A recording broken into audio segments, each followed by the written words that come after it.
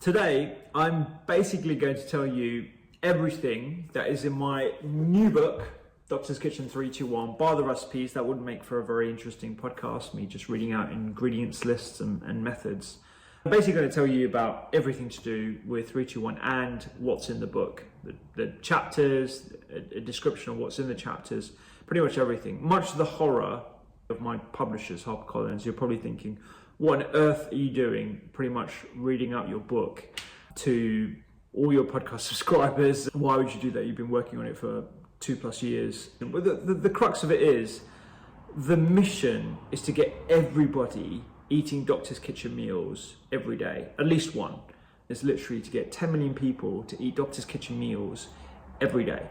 I genuinely want people to find food and recipes that they absolutely love, to allow them to eat well and live well every single day, that are easy to cook from scratch. Healthy living is about consistency. It is not about diets, or whether you're going to do veganery or you're following paleo or you're eating these collection of superfoods. No, the crux of it is maintaining a healthy lifestyle. This is why I created 321. The recipes are formulated to have that 321 formula, and why I'm basically giving out pretty much all the information contained in every chapter in this book, because I just want the message to get out there. That's generally what the purpose of this is. So for those of you who haven't, and I'm holding up the book here for those of you watching on YouTube, for those of you who haven't come across 321, I've been chatting about it on my socials now for a little while. It is 3 portions of fruit and vegetables per person, 2 servings per recipe, and all the recipes only use 1 pan. As simple as that. Tray bakes, curries, stews, casseroles, stir fries, you name it, it's in the book, and it is all 321 inspired. What I'm going to be talking about today includes the chapters in the book. So we're going to be talking about why I'm so obsessed with creating a culture of healthy eating that is inclusive, accessible, affordable, relative, exciting for everyone in this country and beyond, and the UK and beyond. I'm going to be talking about simplifying life in the kitchen, so the whole concept of 321 and where that kind of came from. All fruit and vegetables is the goal, and eating more is really what we need to focus on. The need for better nutritional research. I'm going to talk about the attributes of food that make it so medicinal. I'm going to talk about fasting. It's something I've talked about a lot, so that's why I included it in the cookbook. You might think it's really weird talking about fasting in a cookbook that's actually, enticing you to eat more, but I think it's a very important topic that needs addressing. And also just taking control of our lifestyles, and why it's actually our responsibility to do that. So I'm going to talk about those things. Hopefully you'll get some nuggets of information. I think this year, 2020, has given us all a grander idea and understanding of just how privileged we are to be able to go into a supermarket and pretty much, most of us, buy whatever fruits and vegetables we want every single week. And it's something I'm super grateful for. I'm humbled to be able to have the opportunity for. It's not about the Rolexes and the fancy cars and lifestyle. It's literally just about being able to maintain a healthy body, because your health is the most important thing. And hopefully this year has really clarified that for us all, with the perspective that I try to maintain, and I spoke about in my previous podcast. It's really helped, definitely. You obviously need to be motivated enough to secure time to regularly cook. And that's why in the book I actually done a whole section on the 321 week Kickstarter. It demonstrates to you that you can do breakfast, lunch, dinner with only 15 minutes of, I've said that correctly, 15 minutes of prep per day, and it does work. I gave the 321 Kickstarter to a bunch of colleagues and friends, and even some followers prior to it being printed, to test it out, and it's been game-changing for a lot of people, including patients as well. We have to be motivated to secure the time to regularly cook, but we don't actually need that much time to regularly cook. The other thing we need is education, culinary inspiration, culinary confidence to maintain that motivation for the long term. So those are the ingredients. It's financial security, obviously. It is the motivation to secure time to regularly cook, and also the inspiration, the culinary inspiration and the education. 321 ticks all those boxes when it comes to those ingredients. It is cheap when you're cooking from scratch. It is about making sure you hit that plant consumption without even having to think about it. You don't have to calorie count or color count or superfood count or whatever. You don't need to really have that much of an understanding of nutrition. You just need to follow the recipes and rest assured that the 321 recipe is going to be looking after your health. One thing that I think I was going to get pushback on is the simplicity of it. And why everything is about more is more is because the 5-a-day message has been pretty successful in that everyone knows about it. Everyone can reel off, how many fruits and vegetables you need every day. 5. Everyone knows, whether you're in America, whether you're in Australia, they've got their own versions in Japan, but everyone kind of knows the quota of vegetables that they're meant to be eating. The average consumption across the UK is around 3.5, but that ranges from 0 to 5, which is a huge spectrum, and it means that some people aren't even getting 1 fruit and vegetable per day. That honestly broke my heart, and this is something that we've covered in culinary medicine modules as well, looking at food security. The worst bit about that is that 5 a day is actually scratching the surface. We actually need 10. There's some really interesting research conducted by Imperial College researchers looking at how many fruits and vegetables, or the quantity of fruits and vegetables that we need to be able to protect ourselves by reducing the risk of cancer, type 2 diabetes, cardiovascular problems, you name it, dementia, a whole load of relationships. There is a huge inverse relationship when you consume an optimal amount of food, which is 10 a day, and even upwards of 10 a day. That sounds wholly unachievable. However, when you break it down into meals, it is the equivalent of 3 Doctor's Kitchen meals a day plus a snack.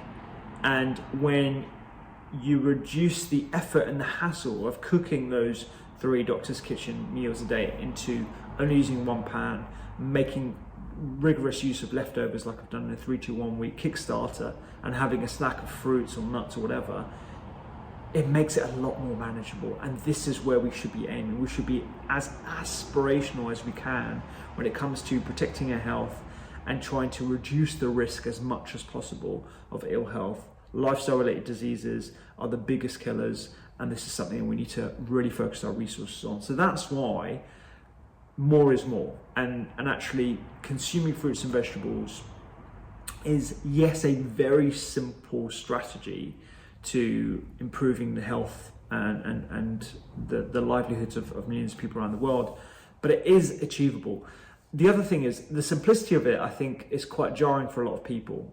How can, having a few more fruits and vegetables per day, how is that really going to make a difference? Think about some of the biggest impacts of simple measures and the number of lives saved on the basis of those. Sanitation is a very easily forgotten example. Hopefully it's come more to light this year, but the simple act of sanitation systems or washing our hands, infection control, has been responsible for saving millions of lives across the world. It is a very simple strategy, and I think sometimes we are lost in this noise to signal ratio.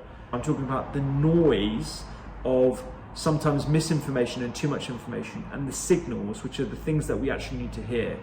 The signals that we need to hear are increasing plant consumption, increasing colors, quality fats, fiber, eating more whole foods. Those are the clear messages that we all need to maintain, and actually that's the foundation for healthy eating. The noise is eat this superfood, have this supplement, try this diet, try veganuary, try all these different sorts of new vegetables that come from halfway across the world.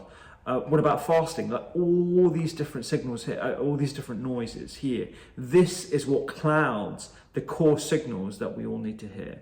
And that's why 3-2-1 is formulated, honestly, to just be the signal. It's just follow some 3-2-1 recipes, try and maintain that, try and learn some 3-2-1 recipes yourself that you can annotate, and that is key to healthy eating. And then you can focus on the other aspects of healthy lifestyle that are just as important, whether it be exercise, whether it be making some time for stillness, whether it be connection, making sure that you're spending enough time with loved ones and actually engaging with them without distraction, fostering a sense of community. something that I think is very easily forgotten, but we are communal animals. We are created and we have evolved to live in networks of people. And healthy eating has become so confusing for a lot of people. My aim is to really simplify it with 3-2-1.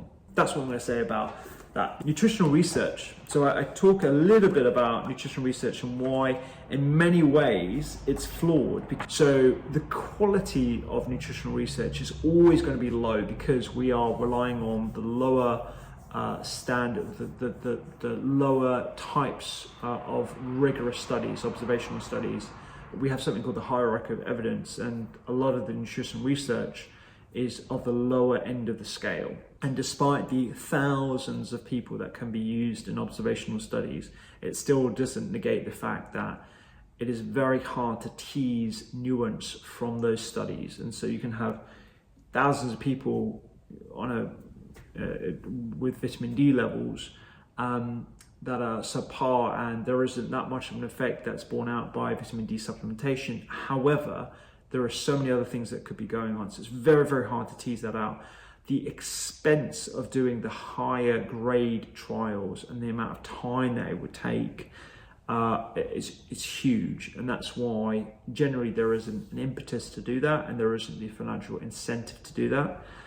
So that obviously degrades the quality. And then there's also interpretation bias. So if you are of a plant-based persuasion or a paleo persuasion, or you have an inherent belief about the way food should be acting because you are bound to that calorie in, calorie out paradigm, then it is going to influence your interpretation, the way you write an abstract and the way you write the conclusion for your study. And so and that leads to more picking apart. So it's very confusing, particularly for someone who is outside of the academic institutions, to understand what the nuances. And that's why we tend to revert back to media headlines that they're to sell papers and to get shares and likes and comments and all the rest of it in social media. So that's why it's very, very hard to really look at nutritional science and interpret nutritional science, which makes it very difficult for someone like me to do my job. And that's why I'm sticking to my purposely simple message of 3-2-1.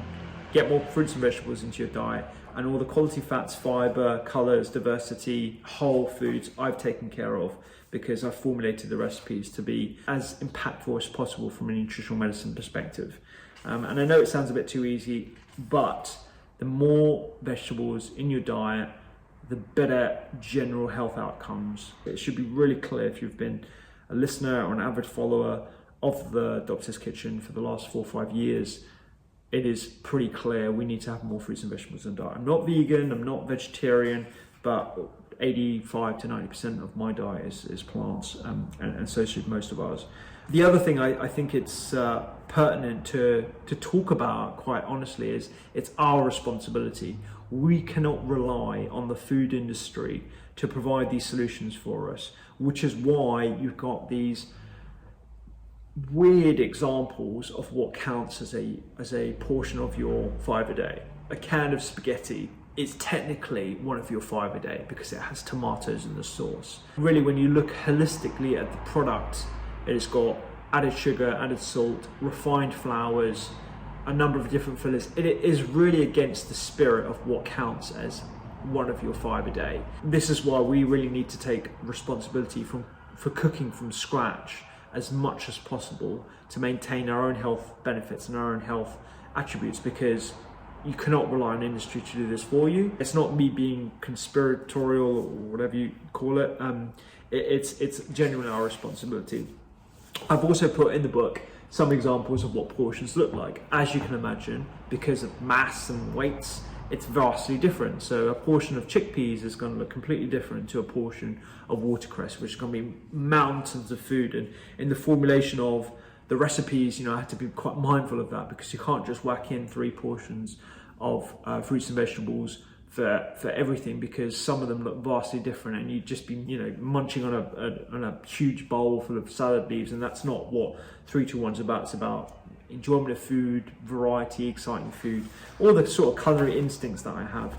The other thing I do want to bring attention to is I've included nuts and seeds in some of the recipes as some of the portions, and the reason why is because we need to eat more nuts and seeds in our diet. There are fantastic sources of micronutrients like zinc, magnesium, and vitamin E that we need to eat more of. B, they are good sources of quality fats, monounsaturated fats, which are brilliant for cardiovascular benefits. We know overall they are really good sources of fiber as well, which is going to feed your microbiota, which has another huge knock-on effect to health. But also because it's taking a stand against this huge injustice against fats in general. The common idea that persists and has persisted despite the decades of research now to state the opposite, that fats are universally bad. When you're getting quality fats into your diet, in whole fats like nuts and seeds and even cold pressed oils, it is universally a very good attribute of your diet. We need to encourage more eating of those. And the portions are 30 grams versus 80 grams of fruits and vegetables, but they still do have a lot of those benefits. So that's why I've included it in some of the oats recipes and for textural reasons, as well as the base of curries as well. I've added almond butter to one of the kormas and stuff. So it's really important to have those nuts in, and I put that in purpose. I might get some pushback on it, but I'm a firm believer that we need to be having more nuts and seeds in our diet. Obviously, if you don't have allergies, otherwise, yes, absolutely. Attributes of food, of what makes it medicinal. And I mean this in the truest sense of the word. When I say food is medicine, I mean food as medicine. Medicine, let's break it down for a second. Medicine is the use of substances or interventions to prevent or treat disease. I'll say that again. The use of substances, this is the definition, the use of substances or interventions to prevent or treat disease. So when I prescribe exercise, I am practicing medicine. When I'm listening to someone and I'm actually providing psychological support, I'm practicing medicine. When I provide a recipe, or if I'm trying to coax someone's diet to move more towards the principles of healthy eating, more fiber, more plants, more colors, I am practicing medicine, because we know without a shadow of a doubt, improving diet can greatly reduce the risk of a number of conditions, including cardiovascular disease and type 2 diabetes and all the other ones that I always bang on about on this podcast. So it's really important to get the message across that food is a really important tool in our clinical toolbox. It is not cure-all. It is not to be treated like a pill, but to belittle medicine as purely the prescription of tablets or the performance of surgery. It is such a naive and microscopic view of what I do on a daily basis as a medical practitioner, or my colleagues do across the healthcare service. So it's really, really important that we get that across. The other thing that I think is really important in this book is to get the message around why food has so many of these medicinal properties. Antioxidants, inflammation, balancing, gut microbiota, detoxification systems, and nutrigenomics. These are all things that I've talked about in previous podcasts, but in this book chapter, I really wanted to distill it into the core features of why I'm so passionate about this subject. It's very easy, I think. It's easier for me to just list out everything rather than trying to simplify it for the reader or the listener. So I'm going to try and do this. Antioxidant food, we all know that antioxidants are things that reduce reactive oxygen species, it clears them away, it balances inflammation, but that cannot be the finite element of food in itself. There has to be more than that. And one of the things that is really important, I think, is to look beyond the antioxidant paradigms, to look beyond, okay, this has an antioxidant, let's say vitamin E or vitamin C from a tomato or a tablet, and this is reducing reactive oxygen species, and that's why it's health giving. That's part of the story, yes, but it's not the whole story. There are direct mechanisms by which the phytonutrients in plants can have a direct anti-inflammatory effect.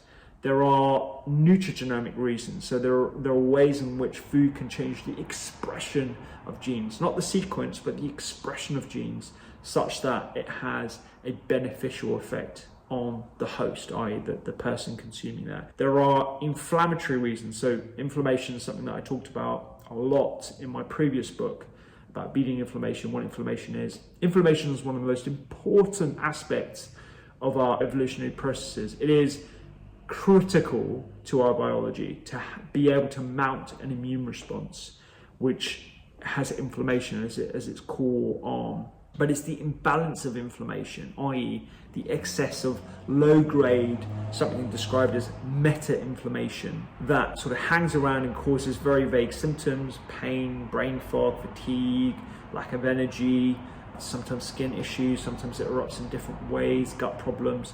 That's the issue. That is almost the defining feature of our time, which is dominated by chronic lifestyle related illnesses, and food is one of the ways in which we can mitigate against inflammation by having a more whole diet, a more plant focused diet, a more fiber rich diet. And obviously the plant fiber rich diet dives into the microbiota, which is the population of microbes living in and around our body, largely concentrated in our gut and in our large intestine, and are integral to inflammation balance, yes, but also sugar balance and creating neurotransmitters and making sure that our immune system is appropriately functioning and not allowing products that are in our external environment via food to come into our bloodstream and then cause havoc. The other thing I've talked about, and this is something that I probably will raise a few eyebrows when you read it, but it's detoxification systems. So this is food has an impact on our detoxification systems. Food isn't the detoxifier, that's our lungs and our liver and our kidneys and our skin and a whole bunch of other features of our organs are doing the detoxifying. But there are certain cofactors contained within foods like B vitamins and even other phytonutrients contained within things like broccoli and other dark green leafy vegetables that are critical for improving and perhaps in certain circumstances heightening our ability to detoxify. So it is a really, really important feature of food to make sure that we maintain that. Fasting. Okay, everybody asks me about fasting. Should I fast? Intermittent fasting, alternate day fasting, yada, yada, yada. We've done a whole podcast episode on this with Walter Longo. It is fascinating on one hand. This was also super confusing for other people as well. And it's one of those topics that I was hesitant to write about in the book. Like I said, it's a cookbook I'm writing and I'm talking about fasting, i.e. the absence of food. But I think it's really important to get the record straight, because even in the academic literature, they confuse a lot of the terms. So they call time restricted feeding the same as certain other methods of fasting, like alternate day fasting, and it's really important to separate all of them out. So overall, there are three main types. There's water fasting, complete absence of food for 24, 48, or 72 hours, and sometimes even more extreme versions of that I'm not a big fan of.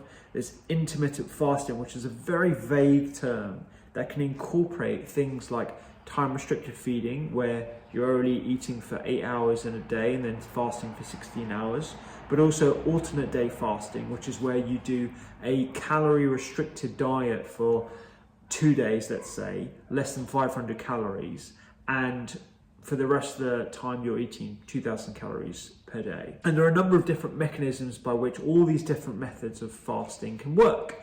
There's metabolic switching, for example, which is where you become a lot more efficient at burning off fuel. There's ketone production, so ketones are produced in the liver, and those can be used as an alternative fuel source. And it also creates a mechanism by which you start burning off fat cells for fuel. There's nutrient sensing, there's autophagy, which is basically where you recycle old or dysfunctional cells or clear something called senescent cells that are sort of aged cells that are hanging around, not really doing much and causing inflammation, and recycle those parts into brand new spanking new cells, and that can have longevity benefits. The biggest issue is we don't know which form of fasting is beneficial for which person. The other thing, and this is the big elephant in the room, comes back down to consistency. Can you consistently keep a fasting regime for the long term? Or is this going to create a cycle into binge eating, a worsening disordered eating pattern if you are unaware that you have a disordered eating issue. There are a whole bunch of different problems with fasting that I think, again, it goes into that noise signal ratio, I think can be a distraction to the main issue, which is we just need to maintain a healthy eating pattern of fruits, vegetables, nuts, seeds, whole foods, quality fats, etc., yada, yada, yada. Insert Doctor's Kitchen, classic blurb. This is where my reservation around promoting fasting or even talking about fasting comes from. My main message is to consider a rough 11 to 12 hour window that sort of hints at all those different benefits that fasting can provide to the metabolic switching, the improved insulin control and glucose regulation, giving your gut a rest, trying not to snack in between meals, because we know that you do need to have some gut rest, and that is beneficial, particularly towards later aspects of the evening.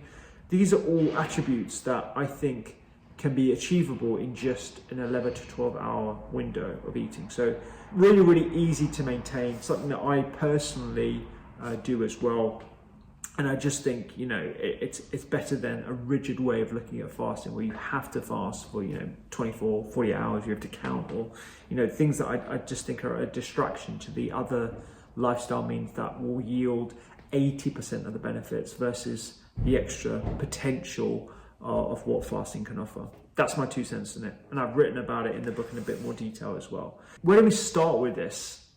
3-2-1 is about it's about taking control. It's about creating a framework that you can maintain for life. I mean that genuinely, because 3-2-1 is the way I cook my own meals. I always start with one pan.